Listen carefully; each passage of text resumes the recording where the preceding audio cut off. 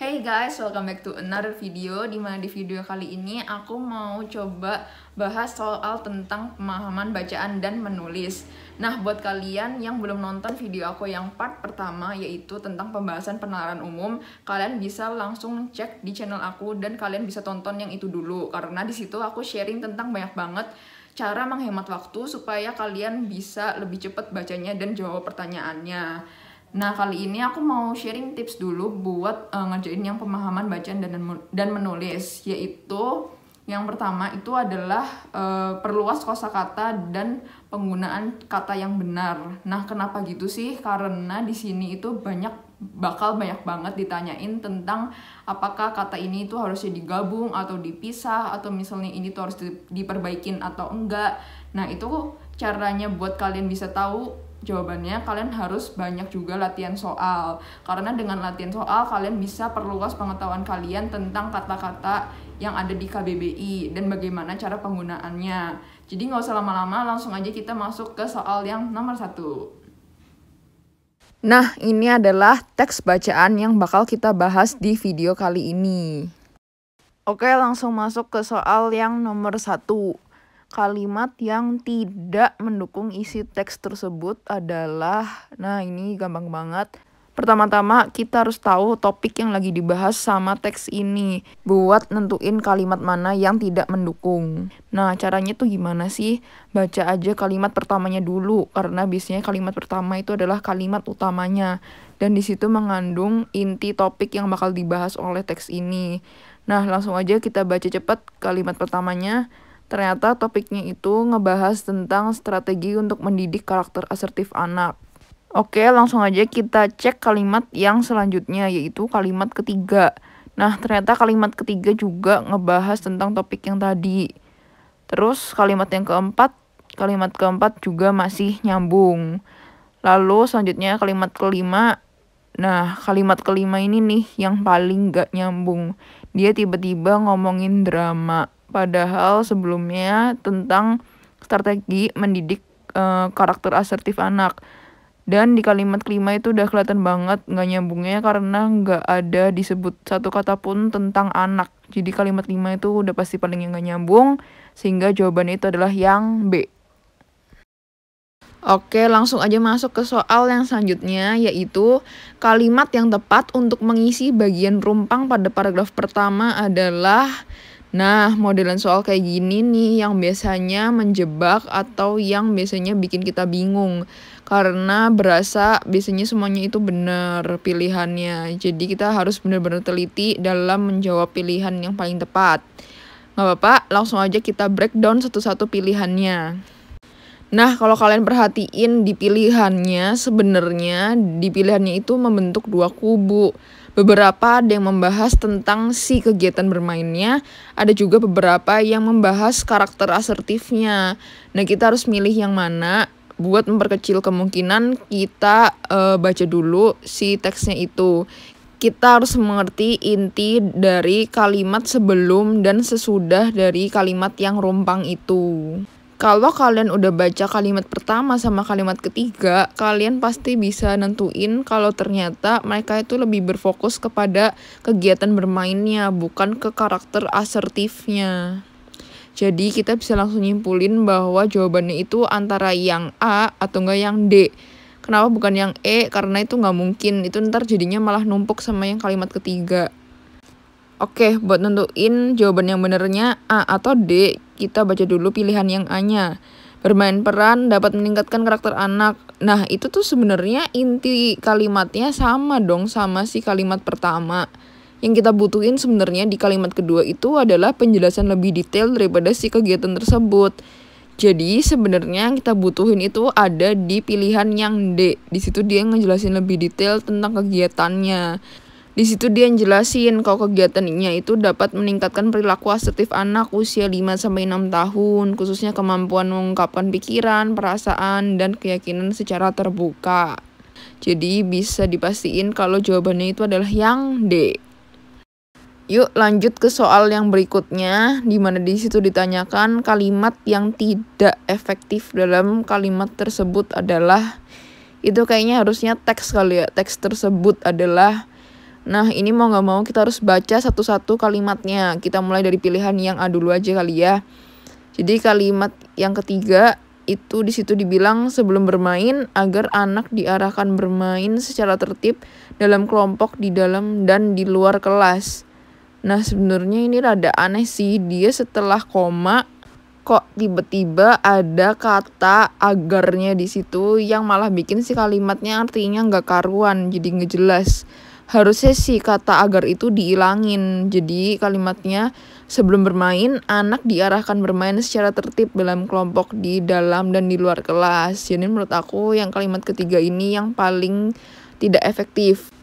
Jadi ini kita lagi hoki ya guys, dapat pilihan pertamanya langsung jawaban yang benar. Jadi langsung aja kita jawab pilihan yang A. Lanjut ke soal yang berikutnya. Di situ ditanyain konjugasi yang tepat untuk mengisi bagian rumpang pada kalimat 7. Nah, cari dulu mana kalimat 7. Dan ternyata di situ yang bagian rumpangnya itu baik positif bla bla bla negatif. Nah, sebenarnya perlu nggak sih kita baca seluruh kalimatnya? Menurut aku nggak perlu, karena bisa langsung kita simpulin aja jawabannya yang mana. Nah, masalahnya di situ banyak banget pilihan yang mirip. Di situ ada dan, serta, sama, maupun. Harus pilih yang mana. Karena mereka sebenarnya sama-sama bisa sih kalau buat dimasukin ke situ, artinya masih nyambung dan benar. Nah, kalau gitu harus milih yang mana dong? Harus pilih yang B, C, atau yang E. Nah, kalian perhatiin baik-baik, sebelum kata positif itu dia ada kata baik. Dan kata baik itu pasti pasangannya itu sama maupun. Kalau misalnya nggak ada kata baiknya, mungkin jawabannya bakalan yang B atau nggak yang C. Tapi karena di situ ada kata baiknya, jadi jawabannya itu yang E, yaitu yang maupun. Jadi kalau misalnya kita baca fullnya, yaitu baik positif maupun negatif. Jadi jawabannya adalah yang E. Nah, langsung masuk ke soal yang selanjutnya, yaitu konjugasi yang tidak tepat penggunaannya dalam teks tersebut adalah, nah ini juga harus dibaca satu-satu kalimatnya. Yang pertama yang A itu kalimat 1. Kita baca dulu apakah penggunaan konjugasinya itu benar atau salah. Tapi menurutku penggunaannya itu benar. Langsung masuk ke pilihan yang B. Menurut aku yang B juga nggak ada yang salah, dia itu benar. Jadi langsung aja masuk ke pilihan yang C. Dan di pilihan yang C inilah aku menemukan ada kejanggalan. Jadi di situ yang C itu adalah kalimat yang ke-6. Anak harus dibiasakan menaati peraturan, berbagi alat permainan yang jumlahnya terbatas, belajar meminta dan menawarkan bantuan, bersedia menerima masukan atau kritik orang lain, tetapi bisa bertanggung jawab. Nah, langsung tuh ketahuan banget kalau nggak nyambung. Karena di situ kan ceritanya dia itu mau nambahin kalau ternyata anak itu harus dibiasakan bertanggung jawab, bukannya malah tetapi bisa bertanggung jawab. Jadi mungkin pengganti yang bagus, yang lebih cocok itu dari konjugasi tetapi adalah diganti dengan dan. Jadi harusnya mungkin dan bertanggung jawab. Kalau menurut aku itu lebih masuk ke artinya. Jadi yang konjugasi tetapi itu nggak masuk akal banget dan tidak tepat penggunaannya, sehingga jawabannya itu adalah yang C. Oke, next ya guys. Di situ pertanyaannya bentukan kata yang tidak tepat dalam teks tersebut adalah, nah ini perlu nggak sih baca teksnya dulu? Kalau menurutku nggak usah, karena kita bisa langsung nentuin mana jawaban yang benar sama yang enggak, yaitu berdasarkan penulisan si katanya itu. Nah, yang pilihan ganda A, kata meningkatkan pada kalimat 2, itu benar penulisannya, nggak ada yang salah. Kalau pilihan yang B, dia juga benar penggambaran. Terus yang C, nah ini nih yang C baru salah, yaitu kata mengkomunikasikan. Karena berdasarkan hukum KPST, kalau kata dasarnya itu berawalan huruf K, P, S, atau T, maka huruf itu akan meluluh. Tapi kita harus perhatiin huruf keduanya, karena aturan peluluhan hanya berlaku jika huruf keduanya adalah vokal, bukan konsonan. Jadi misalnya pukul kan depannya P, termasuk dari hukum yang KPST. Dan huruf keduanya itu vokal, jadi dia jadi memukul. Jadi dia P-nya itu luluh. Sedangkan kristal dia depannya K, tapi huruf keduanya itu bukan huruf vokal. Jadi dia itu nggak meluluh, jadinya tetap mengkristal. Jadi kalau yang mengkomunikasikan ini kita udah tahu semua kan salahnya di mana. Dia itu habis K kan O itu huruf vokal, jadi harusnya K-nya itu meluluh. Sehingga harusnya yang benar itu adalah mengomunikasikan, bukan mengkomunikasikan. Sehingga jawabannya adalah yang C. Nah, akhirnya kita masuk ke soal yang terakhir. Dimana di situ ditanyain pada teks tersebut terdapat kesalahan penulisan kata, yaitu, ini perlu nggak baca teksnya dulu? Kalau kata aku nggak usah karena kita bisa langsung nyimpulin juga mana yang salah, mana yang benar.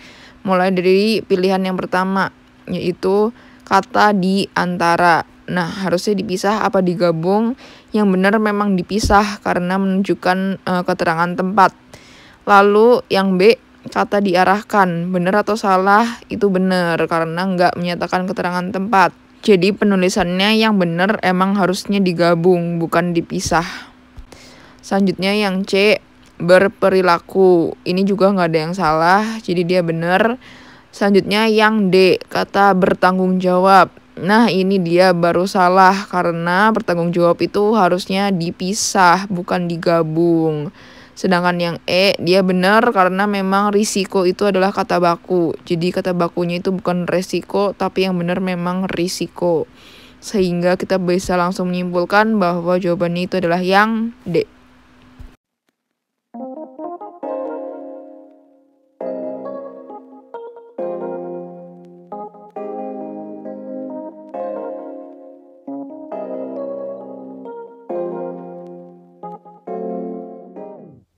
Nah, that's all buat video kali ini. Semoga aja video ini bisa bantu kalian untuk latihan soal dan bisa berguna buat kalian dalam menghadapi UTBK yang akan mendatang. Kalau misalnya kalian suka, bisa kalian langsung komen, like, dan juga share video ini. Dan jangan lupa juga untuk subscribe ke channel aku karena aku bakal upload video-video tentang UTBK ke depannya. Dan juga kalau misalnya kalian penasaran tentang video-video yang udah aku buat sebelumnya, kalian bisa langsung cek playlist aku di sini. That's all for today. Stay safe and stay healthy. Bye guys.